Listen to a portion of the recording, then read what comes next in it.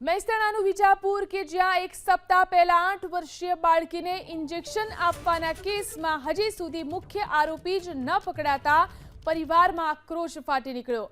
બાળકીના પરિવારે બુધવારે જિલ્લા પોલીસ વડાની રૂબરૂ મુલાકાત કરી અને પોલીસ કાર્યવાહી સામે આક્રોશ વ્યક્ત કર્યો। બાળકીના પરિવારે આરોપ લગાવ્યો કે કેટલાક આરોપીને ઓળખ પરેડમાં ઊભા રખાયા પણ મુખ્ય આરોપી જ ન હતો।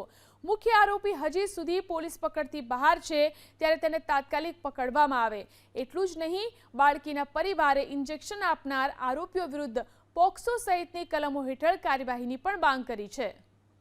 મહેસાણાનું વિજાપુર કે જ્યાં એક સપ્તાહ પહેલા 8 વર્ષીય બાળકીને ઇન્જેક્શન આપવાના કેસમાં હજી સુધી મુખ્ય આરોપી જ ન પકડાતા પરિવારમાં આક્રોશ ફાટી નીકળ્યો।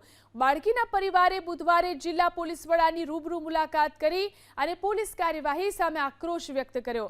બાળકીના પરિવારે આરોપ લગાવ્યો કે કેટલાક આરોપીને ઓળખ પરેડમાં ઊભા રખાયા પણ મુખ્ય આરોપી જ ન હતો।